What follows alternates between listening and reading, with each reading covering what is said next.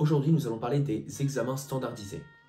Donc ça, c'était une des parties les plus importantes du processus d'admission. En fait, aux États-Unis, moi je trouve que c'est assez bien. Ils ont en fait des examens standardisés qui permettent de comparer les élèves du monde entier. Donc il y a deux examens que vous pouvez faire qui sont les mêmes en fait pour le monde entier. Ça veut dire que ce que vous le fassiez en Chine, en Suisse, aux États-Unis, au Nicaragua, vous aurez un examen qui est de la même dureté. C'est pas forcément le même, mais c'est exactement la même difficulté et tout ça. Et donc en fait, c'est un truc qui a été instauré aux États-Unis parce qu'ils savent justement que le niveau entre les écoles n'est pas le même. Et donc c'est beaucoup plus compliqué de comparer les élèves sans ces examens. Il y a deux examens majeurs que vous pouvez passer. Le premier qui est le SAT et le deuxième qui est le ACT. Je n'ai que fait le SAT parce qu'il y a besoin d'en faire qu'un seul des deux. Mais vous pouvez aussi choisir le ACT. Je vais expliquer après dans la vidéo lequel est le meilleur. Mais pour l'instant, j'aimerais juste vous expliquer encore un peu à quoi ça sert. Les États-Unis, en fait, c'est assez différent qu'en Europe où nous, les universités ne sont pas très sélectives pour l'admission. En fait, là-bas, justement, les universités ont des scores moyens. Et donc, c'est en fonction de ces scores moyens qu'un élève va s'inscrire. Parce que souvent, les scores moyens, ils sont en relation avec la sélectivité de l'université. Donc, moi qui ai passé le SAT, je vais vous expliquer un peu comment ça se passe, enfin, vous donner un ou deux exemples. Les community college, dont j'ai parlé avant, eux ne demandent pas un score minimum. Donc, vous pouvez vraiment entrer là-bas tant que vous avez votre diplôme du lycée. Mais à partir du moment où on veut aller dans des universités un peu plus compétitives, vous aurez besoin du SAT, par exemple, qui est noté sur 1600 points, avec 1600 qui est le maximum et 400 qui est le minimum, si vraiment vous avez répondu à aucune question. Mais par exemple, il faut vous dire qu'une université aura un SAT moyen entre, par exemple, 1000 et 1200. Et donc ça veut dire que la plupart des élèves qui sont admis à l'université ont un SAT entre 1000 et 1200. Et donc ça permet un peu d'avoir une idée du score moyen. Donc si vous voulez aller à l'université aux États-Unis, je vous encourage vraiment à taper le nom de l'université qui vous intéresse sur Internet. Ensuite, vous tapez SAT et donc ça vous donnera un peu les scores moyens. Et ça, c'est une très bonne manière de se donner une idée du niveau de l'université. Alors, je vais juste un peu vous expliquer encore la différence entre le SAT et ACT. Donc moi, j'avais juste fait un test d'entraînement du ACT, qui est en fait un test qui consiste d'une partie anglaise, où il faudra lire des textes et répondre à des questions, une partie grammaire avec des questions sur la grammaire anglaise, une partie maths et une partie sciences avec de la physique, je crois, de la chimie, de la biologie. Alors moi je suis pas très fort en physique, chimie, biologie, et c'est pour ça que j'ai pas voulu faire le ACT, parce que j'avais vraiment foiré la partie sciences, donc je me suis dit que j'allais plutôt faire le SAT. Mais il faut savoir que pour le ACT, justement ce test dont je parle, il y a énormément de questions, et donc il faut savoir être très très rapide. Donc moi c'est ce qui me posait problème, j'aime bien prendre mon temps de lire les textes, pouvoir réfléchir, et justement avec ce test j'y arrivais pas.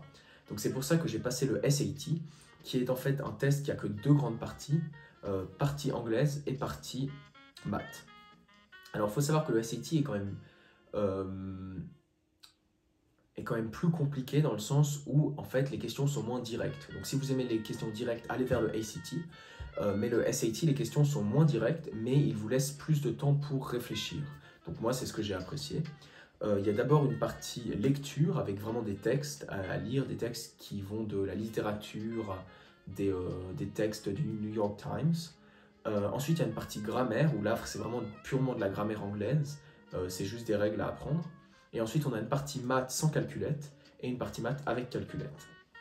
Donc moi, j'ai passé le SAT et j'ai réussi, j'ai eu un score qui me suffisait pour la plupart des universités où je voulais aller.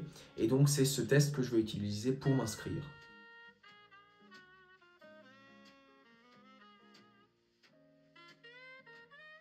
Je vais parler d'un dernier test d'admission qu'il faut connaître, qui est le TOEFL. Donc le TOEFL, qu'est-ce que c'est? Ça veut dire, je crois, Test of English as a Foreign Language. Donc c'est pour les gens qui ne sont pas allés dans une école de langue anglaise pendant au moins 4 ans, je crois. Bon, ça varie d'université en université, mais en gros, c'est pour tous les gens qui ne parlent pas anglais de langue natale. Donc moi, j'ai bien sûr dû le passer.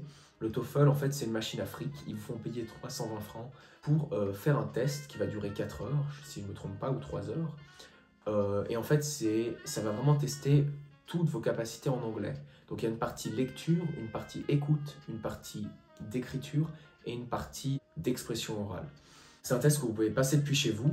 Moi, je l'ai fait après avoir fait le SAT et c'est un truc que je vous recommande parce que le TOEFL est clairement facile par rapport au SAT. Donc si vous vous préparez pour le SAT, vous pouvez passer le TOEFL après et vous aurez eu déjà un bon entraînement pour le SAT. Alors je fais un petit récapitulatif de la vidéo.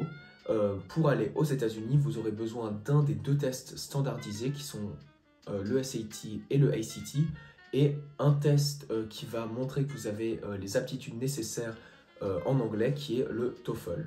Il y a aussi d'autres tests que vous pouvez passer à part le TOEFL qui s'appellent le Duolingo English Test ou le IELTS. Je mettrai aussi des liens dans la description, mais le TOEFL est le plus commun. Alors j'aimerais aussi mentionner le fait que aux États-Unis, il y a un peu un mouvement de rébellion en quelque sorte contre le SAT et le ACT. Donc si ça vous intéresse, vous pouvez aller voir sur internet pourquoi ces tests sont vraiment critiqués. Mais en tout cas, à partir, je crois, de 2020, ils sont devenus optionnels. Donc si vous n'avez pas des bons scores, vous pouvez en tout cas, je crois, dans la plupart des universités, ne pas les envoyer. Mais il faut savoir que c'est très non recommandé de ne pas les envoyer. Surtout si vous venez de la France et de la Suisse ou d'autres pays qui ne sont pas vraiment bien représentés dans les universités américaines. Parce qu'en fait, ces tests vous permettent vraiment de montrer que vous avez le niveau d'aller à l'université là-bas. Et ça, c'est vraiment un truc sur lequel j'aimerais insister juste avant de finir la vidéo. C'est que ces tests, même s'ils demandent beaucoup de travail, c'est votre chance de briller.